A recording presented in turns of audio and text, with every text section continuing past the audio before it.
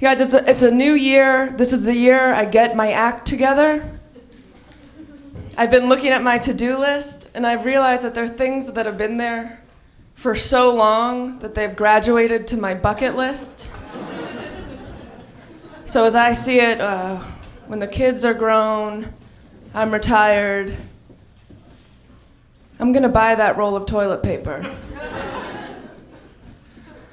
On Facebook, I get a lot of bucket list ads. It said, "What's on your LA bucket list?" And it's a link to, 100 things you can do in LA before you die.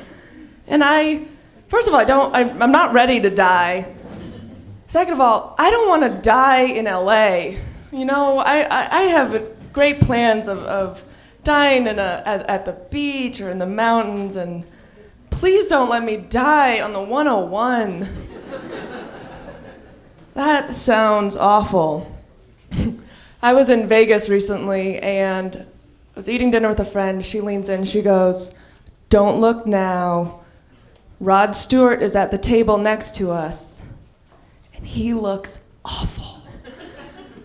So I waited a few minutes, I looked, it was Barry Manilow. And she looked amazing. I wonder if the Beach Boys still want to catch a glimpse of Port-au-Prince, or if they've written it off the Kokomo itinerary completely. As you can probably tell, I'm a huge Tyler Perry fan. I'm a fan of all his movies, and I'm engaged, so I've watched Why Did I Get Married? I've seen Why Did I Get Married 2? I'm looking forward to What Did I Get Married For? And in 2 years, I'll be first in line for I Ate My Wife. Twain once said, "Who do you think you are? Brad Pitt? That don't impress me much."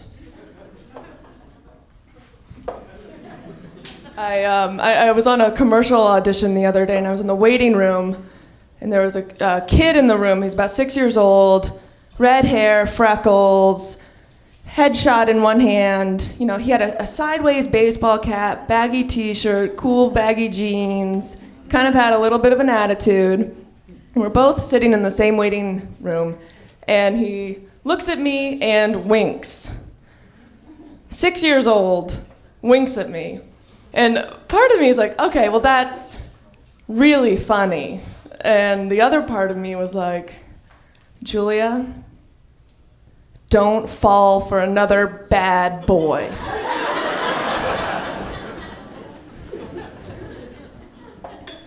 I went to Starbucks the other day and I was too early. I got to the door and it said, "We're closed." And there's a sign that said, "But we're always open at starbucks.com. And it's so frustrating because I drove here, I'm parked, I'm standing here. I can't take a dump at starbucks.com.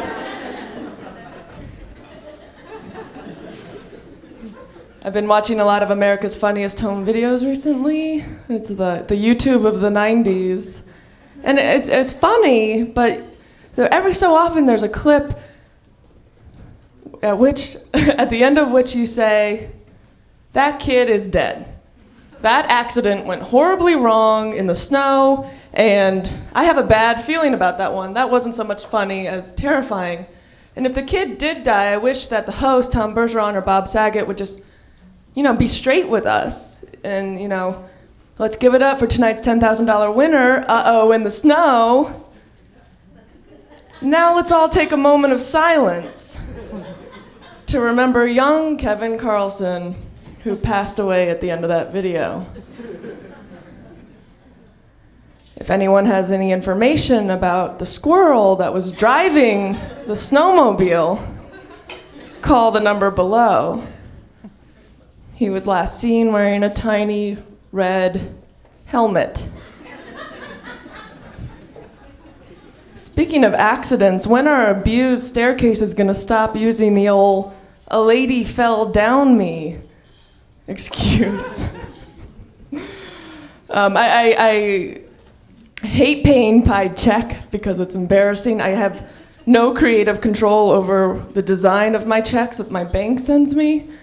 And I think I recently paid my rent with a check that had a watercolor of 2 puppies playing tug of war with a gym sock, which I don't think fairly represents me. And it made me wonder that, if these rich corporations, when they do the big check ceremony, if they get a starter pack of those big styrofoam checks.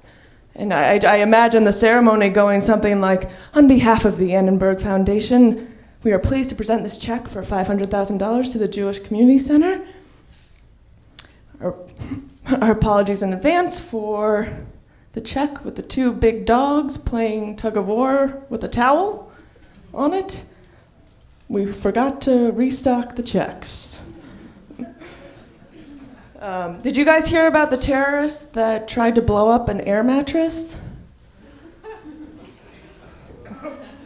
It didn't work, and he ended up crashing on the couch.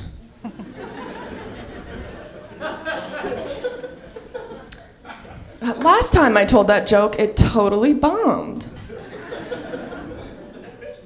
Nobody did anything to stop it.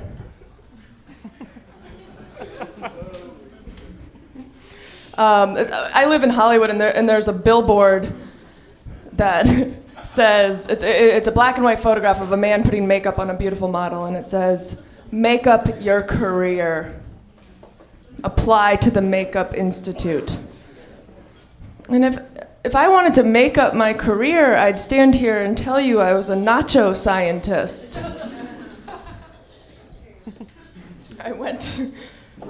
They've changed the billboard since I first wrote that joke, and now it says, "Go back to makeup school." And it's the same picture. It says, "Go back to makeup school," which I ended up having to do after I failed out of the Tostitos Institute. I downloaded the new pregnancy app on the iPhone. You just download it, you pee on the phone. 10 iPhones later, I realize I can't have children. Have you guys heard about Let's Move? It's Michelle Obama's new program to combat childhood obesity. So basically, Let's Move is Michelle Obama's response to childhood obesity. It was also my response to that time a fat family moved into my neighborhood.